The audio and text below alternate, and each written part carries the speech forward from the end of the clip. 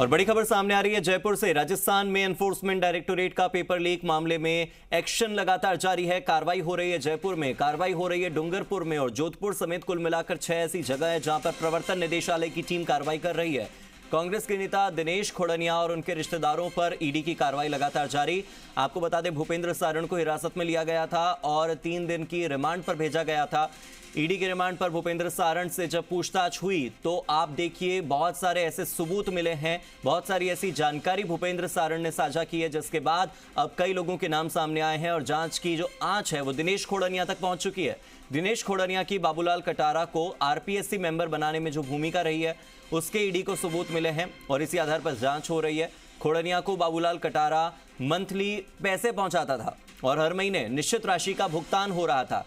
ये राशि कहां रखी गई है, इसे लेकर भी थोड़ी देर पहले सांसद की ओर से एक प्रेस कॉन्फ्रेंस हमने आपको सुनाई थी। हालांकि इसी बीच सुरेश ढाका की जो महिला मित्र हैं स्पर्धा चौधरी, उनके ठिकानों पर भी ईडी की टीम पहुंच चुकी है। ढाका को भागने में और उन्हें भूमिगत होने में स्पर्धा चौधरी ने ही मदद की थी।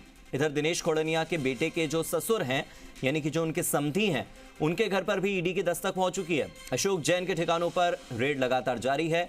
हम जयपुर का जिक्र कर रहे हैं, डूंगरपुर का जिक्र कर रहे हैं, जोधपुर का जिक्र कर रहे हैं, क्योंकि सागवाड़ा वो जगह है जहां पर सक्रिय राजनीति कर चुके हैं दिनेश खोड़निया। तो ऐसे में उनके घर पर उनसे जो जुड़े हुए उनके रिश्तेदार हैं, यानी कि उनके जो समधी हैं, उनके घर पर भी कार्रवाई हो रही है।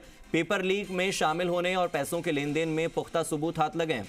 अब अगली रेड का जो खाका है वो भी तैयार हो चुका है कि अब अगली रेड जो होगी वो कहां पर होगी। पेपर लीक में शामिल कुछ सफेद पोश अब निशाने पर आ गए हैं। मेरे सहयोगी विनय जुड़ गए हैं ज्यादा जानकारी के साथ। विनय, सूत्रों के हवाले से यह खबर सामने आ रही थी कि एक अभ्यर्थी से 8 से 10 लाख रुपए लिए जा रहे थे और इसी को लेकर एक प्रेस कॉन्फ्रेंस अभी थोड़ी देर पहले हुई है। प्रेस कॉन्फ्रेंस में बीजेपी को एक नया मुद्दा मिल गया है, चुनाव में कांग्रेस को घेरने का।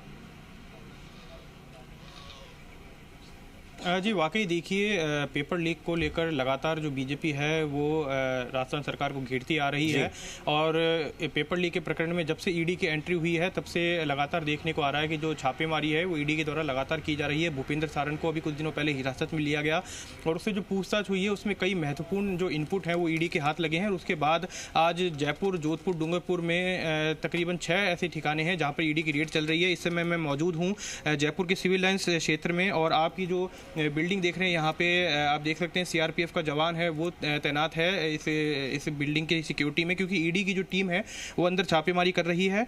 और मैं बताना चाहूँगा कि जो दिनेश खोड़निया हैं वो इस अपार्टमेंट में रहते हैं, यहाँ पे उनके सर्च चल रहा है। इसके साथ ही मैं बताना चाहूँगा कि दिनेश खोड़निया के जितने भी रिश्तेदार हैं उन तमाम रिश्तेदारों के यहाँ भी ईडी सर्च कर रही है।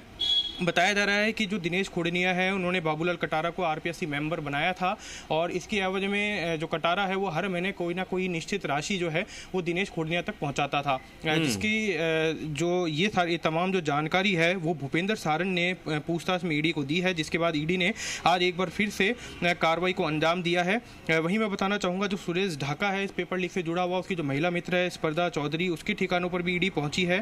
ढाका को भगाने में और उसको भूमिगत करने में जो स्पर्धा चौधरी उसने महत्वपूर्ण भूमिका निभाई थी। वहीं अशोक जैन और इसके साथ ही इन तमाम लोगों से जुड़े हुए जितने भी लोग हैं उन लोगों के ठिकानों पर जो ईडी है वो आज सुबह से ही रेड कंडक्ट कर रही है। और बताया जा रहा है कि जिस तरह से पेपर लीक करने वाली गैंग ने पेपर पहुंचाने के लिए लाखों रुपए जो है वो अभ्यर्थियों से लिए थे, तो वो राशि कहां पे रखी गई है इसका भी कुछ इनपुट जो है बताया जा रहा है कि वो ईडी के हाथ लगा है। और ऐसे में अब आगे जो रेड होगी तो उसका खाका भी ईडी ने तैयार कर लिया कि किस तरह से किन लोगों को अब शिकंजे में लेना है, किन किन ठिकानों पर रेड करनी है।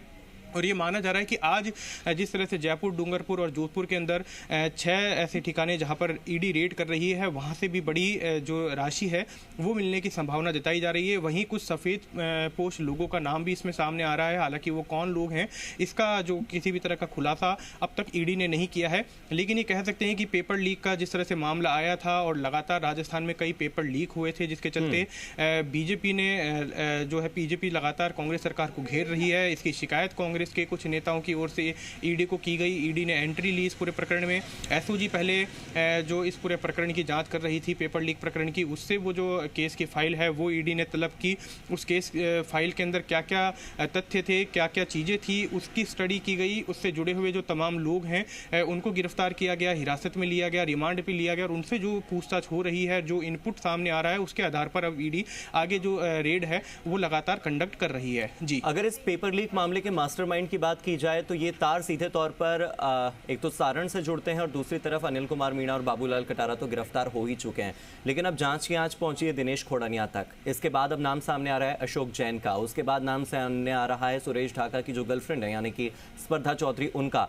ऐसे करते करते करते करते ये तार कहां तक पहुंचेंगे? इस पूरे पेपर लीक प्रकरण का भविष्य किस दिशा में जा रहा है? आने वाले समय में क्या क्या संभावनाएं आपको नजर आ रही है? और ये जो रेड इस वक्त चल रही है कब तक चल सकती है, आपको क्या लगता है? जी बिल्कुल, देखिए जो पेपर लीक प्रकरण है और इस पेपर लीक करने वाली जो गैंग है, इसके तार कई लोगों से जुड़े हुए हैं। जिस तरह से जो हमारे सूत्र बता रहे हैं कि ईडी ने जो अब तक जांच की है उसमें कई सफ़ेद पोस्ट लोगों के नाम भी सामने आ रहे हैं जो कि इस गैंग को कहीं ना कहीं सपोर्ट करते थे। और यहाँ तक कि अब जिस तरह से सामने आया है कि आरपीएससी के जो मेंबर कटारा हैं उनको तक इस जो गैंग में शामिल व्यक्ति था उसने कहीं ना कहीं जो अनिल है उनके जरिए आरपीएससी मेंबर बनाया था और ये हर महीने उनको मंथली जो है वो भी पहुंचाया करते थे। तो इसमें अब और कौन कौन लोग शामिल हैं, आरपीएससी के और कितने सदस्य हैं, कर्मचारी हैं वो शामिल हैं या बाहर के कितने व्यक्ति शामिल हैं, जिस तरह से पेपर लीक हुआ और वो कड़ी दर कड़ी आगे उसको और अभी तो सबसे बड़ी अपडेट यही है कि